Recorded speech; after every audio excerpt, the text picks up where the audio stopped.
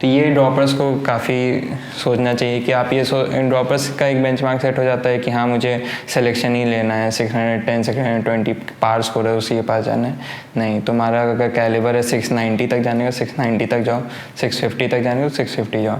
कोई बेंचमार्क मत सेट करो कि वहीं तक जाना है। अगर वहाँ पे चले गए तो फिर तुम रिलैक्स हो जाओगे कि अब तो स्कोर्स आ ही रहे वैसे तो मैं आगे क्यों बढ़ूँ। तो अपना बेंचमार्क को ही अपना मैक्सिमम एफर्ट, अपना मैक्सिमम कैलिबर रखना चाहिए।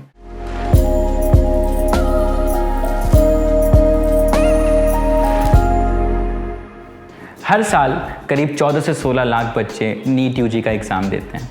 इनमें से कुछ चुनिंदा लोगों का ही देश के बेहतरीन मेडिकल कॉलेजेस में सिलेक्शन होता है और उनमें से भी एक अच्छा खासा नंबर होता है ड्रॉपर्स का।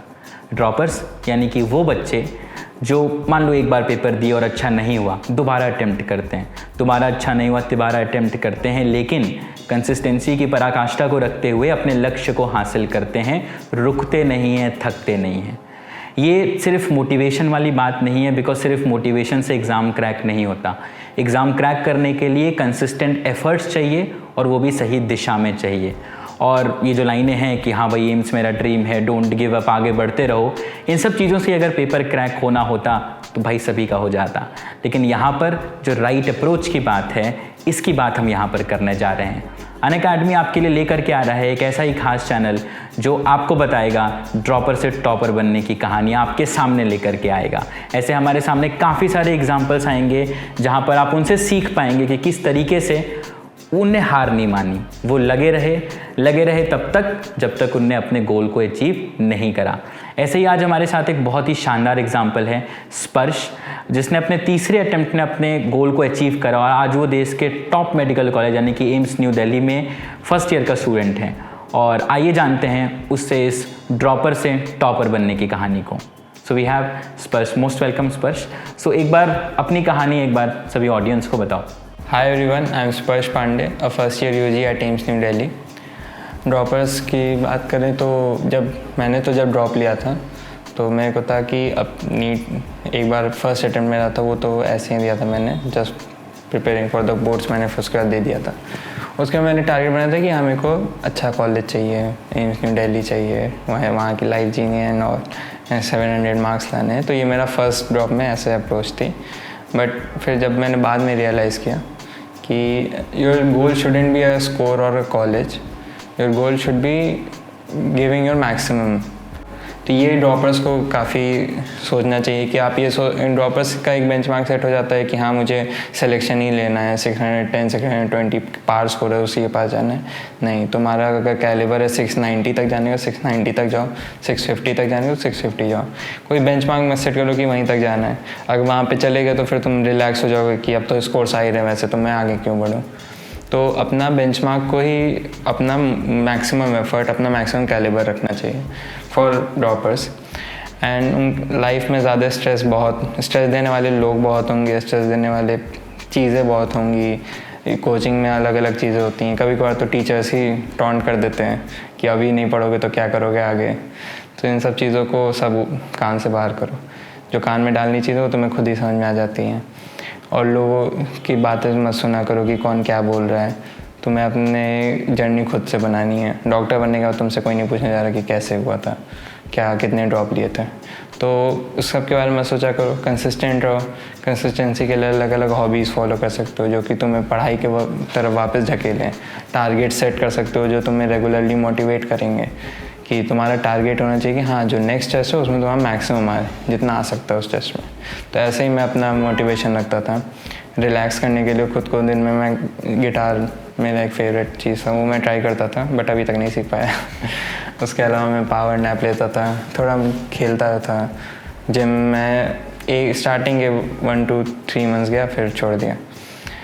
तो यही सब हॉबीज़ फॉलो करो एंड ज़्यादा स्ट्रेस मत लो किसी भी चीज़ का कि आगे क्या होगा, अगर नहीं हुआ तो क्या होगा, फिर से एक और साल देना हुआ तो क्या होगा। ये सब चीज़ें एक नीट के बाद भी सोच सकते हैं। राइट।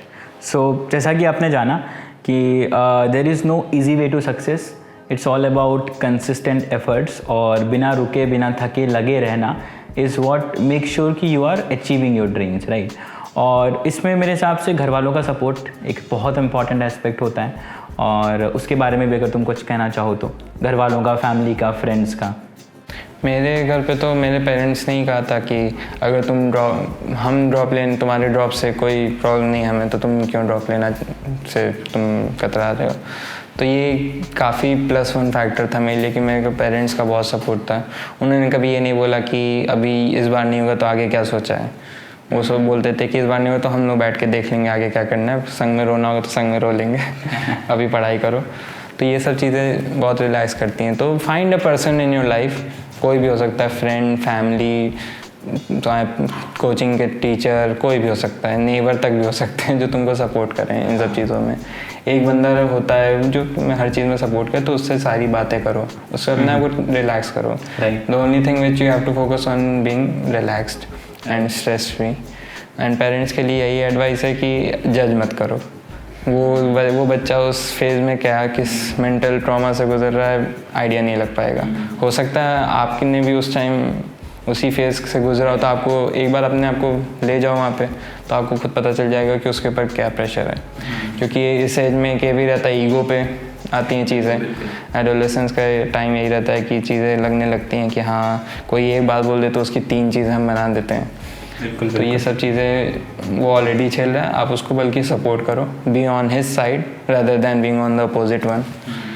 तो यही एडवाइस है कि don't under estimate your child, he has more caliber than you can think। और इसमें जो मेरा मानना है कि इसमें जो ड्रॉपर से प्रॉब्लम फेस करते हैं और पेरेंट्स भी ये कहते हैं कि नहीं बेटा ड्रॉप मत करो, क्योंकि मेरे हिसाब से वो कुछ ज़्यादा ओवर प्रोटेक्टिव और ओवर केयरिंग हो जाते हैं कि यार इसका साल बर्बाद हो रहा है, नहीं हुआ तो इसको और हताश निराश देखने में और लगेगा। बट वही है कि life is all about risk, है ना। Sometimes they are fruitful, sometimes they are bad, but chances लेना ज़रूरी है। अगर हम चांस नहीं लेंगे तो हम अपने एक्सट्रीम्स तक खुद को कभी पुश भी नहीं कर पाएंगे।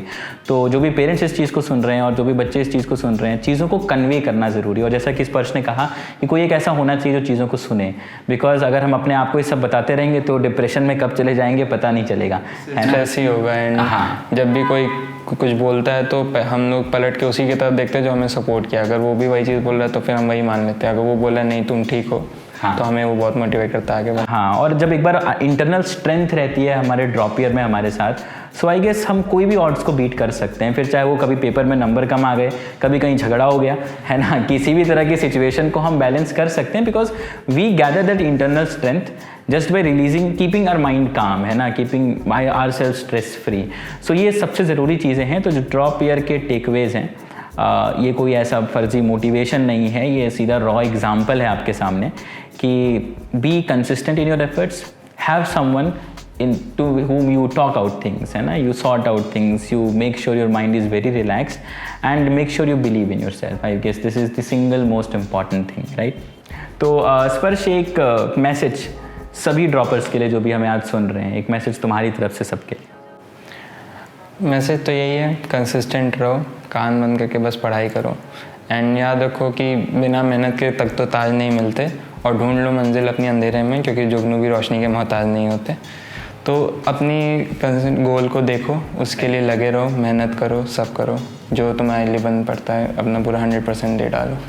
मेरे हिसाब से स्पर्श की लाइनें हर चीज़ को सफाइज करती हैं कि मेहनत का कोई सब्स्टिट्यूट नहीं है। तो लगे रहो, ठान लिए हो, और अगर भरोसा है खुद पे तो तुम कुछ भी कर सकते हो। कुछ भी मतलब कुछ भी, किसी भी फील्ड में कभी भी कर सकते हो।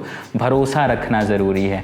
थैंक यू सो मच स्पर्श फॉर बीइंग हियर। एंड अगर आप इस वीडियो को आपको बहुत ज़्यादा पसंद आई हो तो तुरंत चैनल को सब्सक्राइब कर लें, क्योंकि ऐसी बहुत सारी वीडियोस के साथ, ऐसी बहुत सारी स्टोरीज़ के साथ, और ऐसी बहुत सारी मैं कहूँ तो रियलिस्टिक स्टोरीज़ के साथ हम आपके सामने आते रहेंगे, जहाँ पर हमारे साथ ऑल इंडिया टॉपर्स होंगे, स्टेट टॉपर्स होंगे, जिनसे आप रिलेट कर पाओ, जिस स्टोरी के साथ आप लिंक कर पाओ। बिकॉज काफ़ी सारी ऐसी कहानियाँ मौजूद हैं जो काफ़ी लगती हैं भाई ये कहाँ पर पहुँचा हुआ है, लेकिन जब हम अपने आप को लिंक नहीं कर पाते ना, तो हम उसको जीवन पे अप्लाई कैसे कर पाएंगे।